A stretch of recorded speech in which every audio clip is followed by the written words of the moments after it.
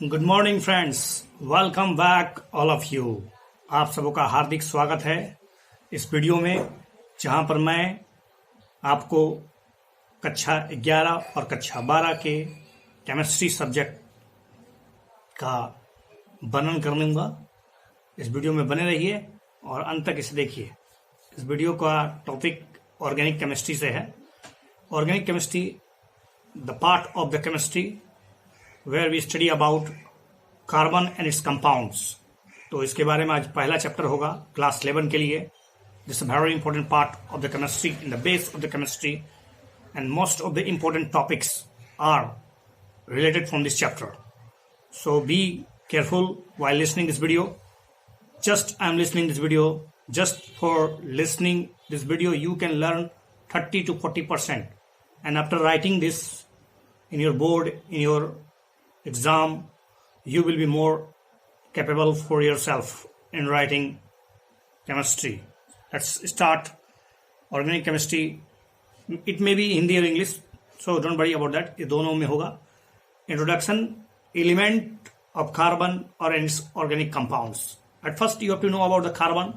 Chemistry, the element carbon has the unique property called catenation properties. You know about the catenation properties, due to which it forms covalent bond, जिसके कारण ये covalent bond बनाता है किसके साथ? With the other atoms, not just by the carbon, but with the other atoms. It may be hydrogen, it may be another atom, hydrogen, nitrogen, chlorine, bromine. Lot of the atom can form covalent bond with the carbon. It also form covalent bonds with the atoms, other elements like oxygen, hydrogen, sulfur, phosphorus, halogens. Okay. Resulting compounds study under A separate branch of chemistry. तो ये जो इतने जो compound बनेंगे carbon के साथ जुड़ने के बाद, उससे जो कंपाउंड्स मिलेंगे उसके लिए अलग शाखा बनाया गया है, जिसको हम लोग कहेंगे ऑर्गेनिक केमिस्ट्री। सबसे पहली बात, in early years of chemistry, शुरुआती दौर में अध्ययन किया जाता है कि कंपाउंड्स में क्लासिफाइड इनटू टू टाइप्स। पहले कंपाउंड्स को केवल दो रूपों में वर्गीकृत किया जाता था। Compounds derive from non living sources as a rocks, minerals, जो नॉन लिविंग सोर्स से मिलते हैं उन्हें इनऑर्गेनिक कंपाउंड्स कहा गया। और those derived from plants and animals were regarded as organic compounds, और जो पेड़ पौधे या जीव जंतु से प्राप्त हुआ उन्हें ऑर्गेनिक की श्रेणी में रखा गया। ठीक है। On account of the special nature of organic compounds and there occurrence in living world alone, चूंकि शुरुआती दौर में यह सोचा जाता था कि organic compounds can B obtain from just living particles और living substance. It was believed that they were produced by a vital force existing in the living organism, क्योंकि उनके अंदर एक अद्भुत शक्ति होती थी ऑर्गेनिक कंपाउंड्स बनाने की। इसलिए केवल जीव जंतुओं में और पेड़ पौधों में या लिविंग वस्तुओं में ही ऑर्गेनिक कंपाउंड्स मिल सकता है। क्या ये सही था? उस जमाने के लिए तो काफी सही था। This lead to the believe that such compounds could not be synthesised. उस समय सोचा गया कि इस प्रकार के ऑर्गेनिक कंपाउंड्स को लेबोरेटरी में यानी प्रयोगशाला में नहीं बनाया जा सकता है। लेकिन यह धारणा गलत सिद्ध हुई और 1828 में F Wohler succeeded in preparing urea. एक ऑर्गेनिक कंपाउंड से यूरिया टोटली ऑर्गेनिक कंपाउंड से, जो कि बना लिया गया था inorganic material compound ammonium cyanate से। अमोनियम साइनेट से जब पहला ऑर्गेनिक कंपाउंड प्राप्त किया गया जिसका नाम यूरिया था, तो इस धारणा को गलत सिद्ध हो गया कि जो organic compound that could be only often or that could be only synthesized from the natural sources. That's wrong. Okay, this is sufficient for the introduction. Let's discuss about tetravalency of carbon. You know about tetravalency of carbon. At first, you have to know about the valency. Valency is nothing but just the balanced number of electrons. That is the electron that is occupied the outermost shell of the orbits of an atom. जो सबसे बारीक कक्षा में जो electron होता है, that is called valency of the electrons. ठीक है। तो हम लोग अभी कार्बन की वैलेंसी की बात करेंगे और उसके शेप की बात करेंगे। सबसे पहले at first you know about the carbon का एटम नंबर 6 होता है। जब आप इसका इलेक्ट्रॉनिक कन्फिग्रेशन लिखिएगा तो 1s2, 2s2 एंड 2p2 होगा। तो p सब सेल में, जब मैं इसे बोर्ड में लिख के बताऊंगा, you will be more study about it, but don't worry, just listen it very carefully. This video is for only on audio सेप। I don't have any option because I just teaching you in my audio method. Okay. तो 1s2, 2s2 and 2p2. When you write down you know about that कि p orbital के 3 shape होते हैं, p x, p y and p Z. तो 2p1 and 2p2 जो आपको 2p2 जो मिला है, तो 1s2 के जो इलेक्ट्रॉन है और 2s2 के जो इलेक्ट्रॉन है, अब क्या होगा, जो 2s2 के इलेक्ट्रॉन है वो एक्साइटेड स्टेट में क्या होगा, वो 2p2 के जो 3 ऑर्बिटल है उसमें से एक ऑर्बिटल में प्रवेश कर जाएगा इन एक्साइटेड स्टेट में। तो कार्बन अटेन जो होगा वो noble gas configuration only by sharing electron with other atoms. तो कार्बन के पास कोई विकल्प नहीं है, क्योंकि अगर आपको पता होगा जनरली कि जिसके आउटर मोस्ट शेल में एक, आइदर 2 या फिर 3 होता है तो वो जनरली लूज करते हैं इलेक्ट्रॉन को, और जिसके आउटर मोस्ट शेल में 5, 6 या 7 होता है वो जनरली गेन करते हैं। लूजिंग से कैटायन बनता है, गेनिंग से एनायन बनता है, अर्थात पॉजिटिव चार्ज पार्टिकल्स का निर्माण होता है। बट कार्बन के पास ऐसा ऑप्शन नहीं है कि वो 4 इलेक्ट्रॉन जिसका आउटरमोस्ट शेल में है वो त्याग दे या फिर एक्सेप्ट कर ले, because it's not possible according to the energy system, क्योंकि इतनी ज्यादा मात्रा में एनर्जी का या तो लूज करना या तो गेन करना किसी भी सिस्टम के लिए अनस्टेबल है। इसलिए कार्बन के पास कोई विकल्प नहीं है सिवाय वो कोवलेंट बॉन्ड बनाए, इसके लिए उसको अपने इलेक्ट्रॉन शेयर करने पड़ेंगे किसी दूसरे एटम के साथ।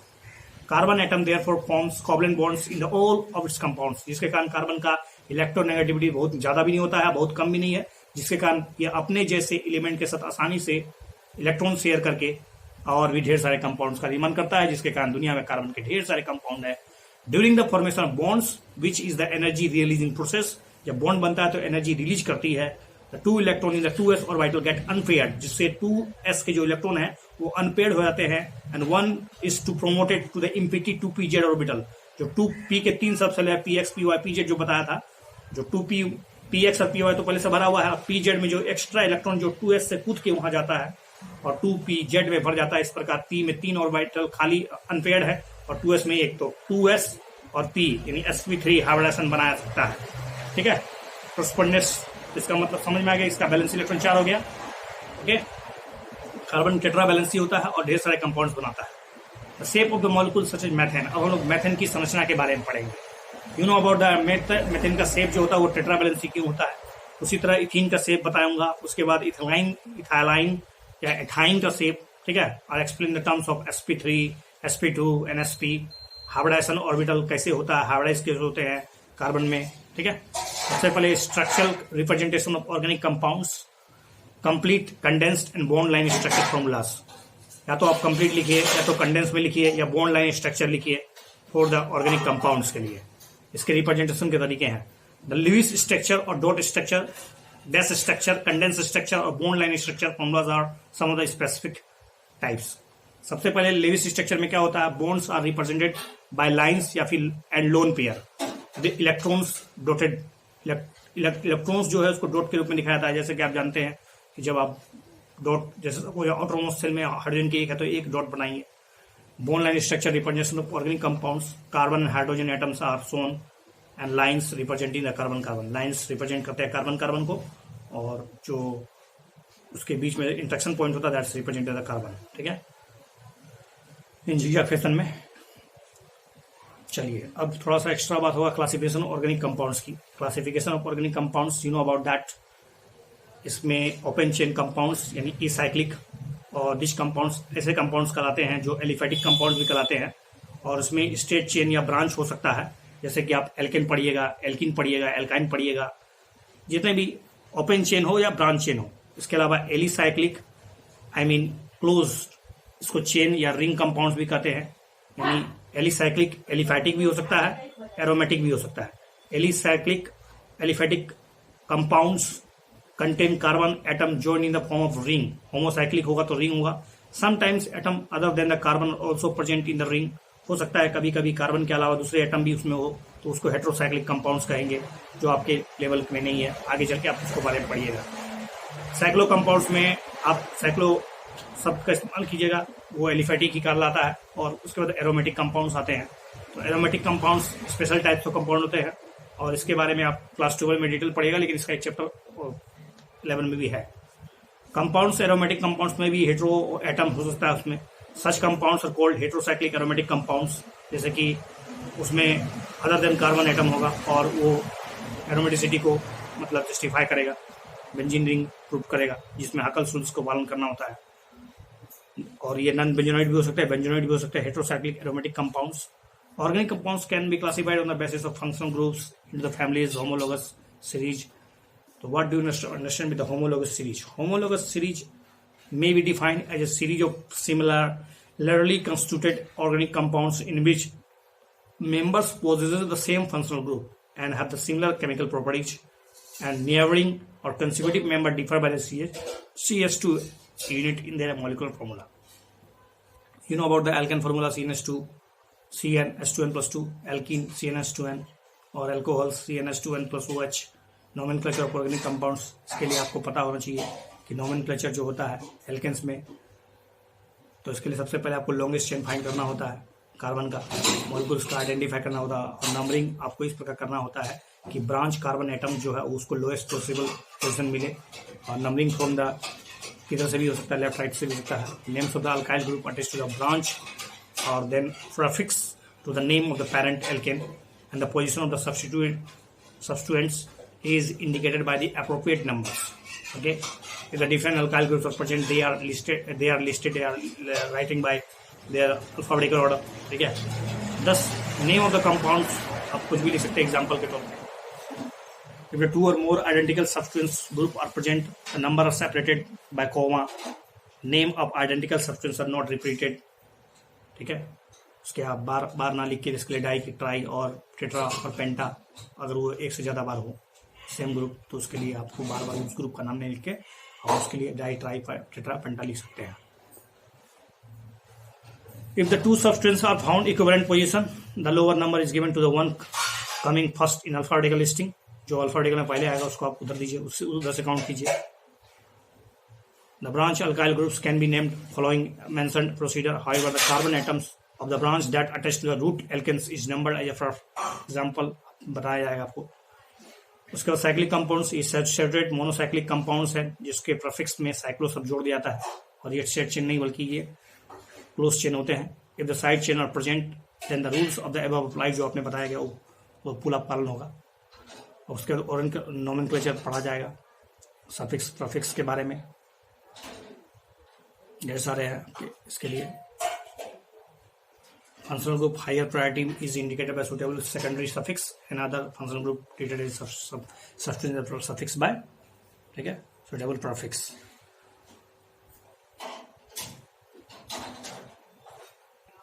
उसके बाद नेक्स्ट टॉपिक जो होगा आइसोमेरिज्म होगा, जिसमें आपको पढ़ना होगा कि एक ऐसी विधि या एक ऐसा मतलब घटना कर सकते हैं जिसमें existence of more compounds possessing same molecular formula but different structure formula, ठीक है, different properties known as isomerism, such compounds are called isomers. इसमें स्ट्रक्चरल आइसोमेरिज्म पड़ेगा। स्ट्रक्चरल आइसोमेरिज्म जनरली उसमें कंपाउंड्स के मोलेकुलर फॉर्मूला तो सेम होंगे, लेकिन उसका स्ट्रक्चर मतलब उसको लिखने का जो तरीका होगा, एटम्स को सजाने का जो तरीका होगा वो अलग अलग होगा, उसके स्ट्रक्चर अलग होंगे सब।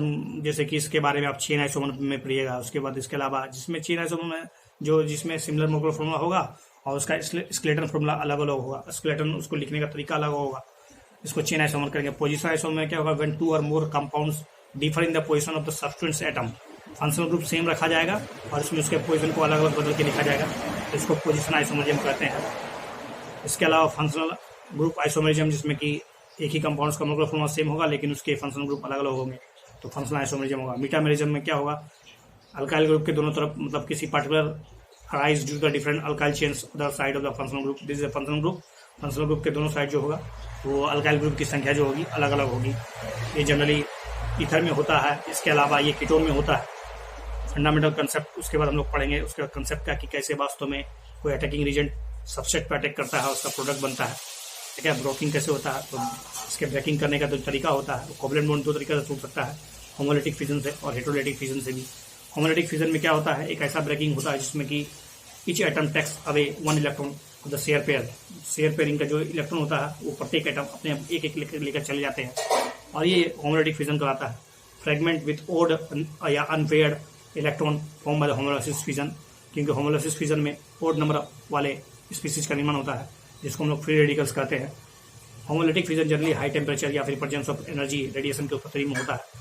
Reaction occurring through the homolytic fission are known as free radical reaction, non polar reaction होता है। इसके अलावा हेटेरोलाइटिक फिजन में क्या होता है, जब कोवलेंट बॉन्ड ब्रोक इस प्रकार टूटता है कि जो दोनों इलेक्ट्रॉन है, जो शेयर पेयर के जो इलेक्ट्रॉन है, वो किसी एक एटम के द्वारा लेकर भाग गया, मतलब लेके चला जाया जाता है। Covalent bonds are taken away by one of the bonded atoms. The mode of the cleavage is called heterolytic fission या फिर heterolysis. The product of the heterolysis of the covalent bond are positive और negative, दो चीज बनेगा इसमें। उसके बाद finally हम लोग पढ़ेंगे इंडक्टिव इफेक्ट, जो कि एक परमानेंट पोलराइजेशन इफेक्ट है। Sigma bond in a molecule by the influences of adjacent polar group due to the presence of any other groups which is more electronegative, it attracts the pair of electron towards itself. That's why the carbon getting positive charge and atoms gets negative charge on its। इसके बारे में आप देख सकते हैं आगे। तो ये भी दो प्रकार का होता है, shiftation of electron, this type of electron displacement of sigma electrons along the saturated carbon atom due to the presence of an electron withdrawing group. ये इलेक्ट्रॉन विथड्रॉइंग ग्रुप के प्रेजेंस के कारण सिग्मा इलेक्ट्रॉन जो होता है shift हो जाता है उसकी तरफ, ठीक है। और का इफेक्ट जो होता है, इसका प्रभाव जो होता है, वो लगभग 3 कार्बन के बाद खत्म हो जाता है, नेग्लिजिबल हो जाता है। और सबसे ज़्यादा इसमें नाइट्रो में होता है, उसका साइनो में होता है, COOH में होता है, उसका Pl, उसका क्लोरीन, क्लोरीन, ब्रोमीन में। सबसे पहले नाइट्रो, फिर साइनो, फिर एसिड में।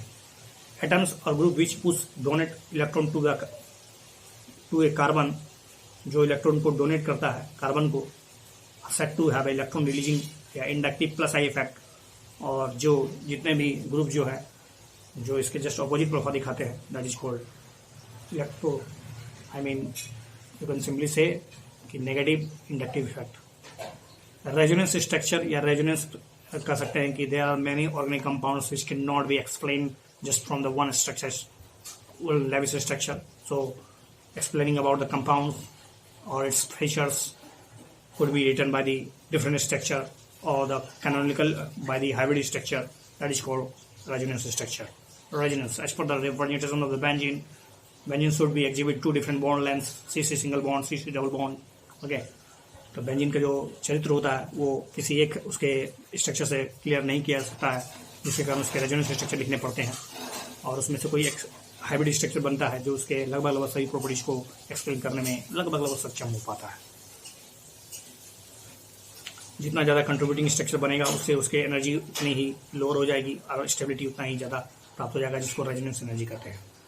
उसके बाद रेजोनेंस इफेक्ट क्या होता है, एक ऐसा इफेक्ट है जिसमें कि पोलरिटी जो होता है प्रोड्यूस होता है इन द मॉलिक्यूल में by the interaction of pi bond और between the 2 pi bond, 2 pi bond के बीच, या फिर 1 पाई बॉन्ड और एक लोन पेयर के बीच जो होगा, मतलब एक तरह से कहे तो इंट्रैक्शन होगा। उस इंट्रैक्शन से पोलरिटी पैदा हो जाएगा, ठीक है। The effect transmitted through the chain, और उससे चेन में वो ट्रांसमिट हो जाएगा।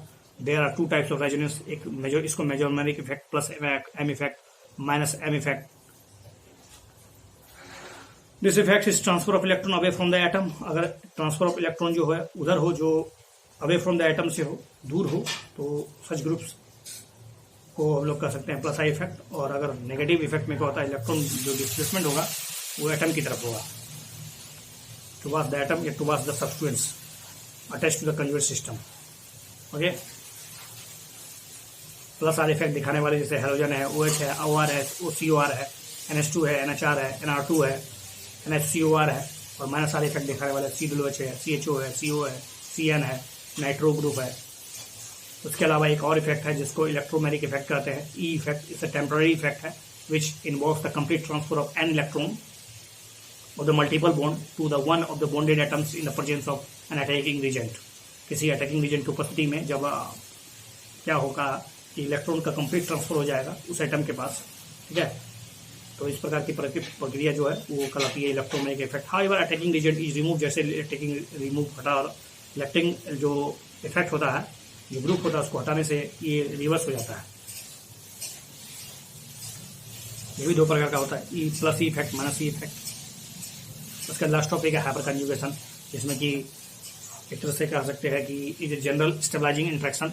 It involves the delocalisation of sigma electron of CH bonds of an alkyl group. इसके लिए अल्फा हाइड्रोजन का होना जरूरी है, ठीक है। Attach to atom unsaturated system, जब किसी अल्फा हाइड्रोजन का किसी अनसैचुरेटेड सिस्टम से जुड़ा होना हो तो उसमें क्या होता है, अल्फा हाइड्रोजन जो होते हैं उसके p ऑर्बिटल या डी जो अनसेट p ऑर्बिटल है उसके साथ इलेक्ट्रॉन का शेयरिंग हो जाता है। इसको कहते हैं हम लोग सिग्मा इलेक्ट्रॉन का ट्रांसफर कहें तो ये हाइपर कंजुगेशन है। Okay, next day we will discuss about something more about क्या क्या मेथड्स है जिसमें हम लोग ऑर्गेनिक कंपाउंड्स को प्योरिफिकेशन करते हैं। Thank you.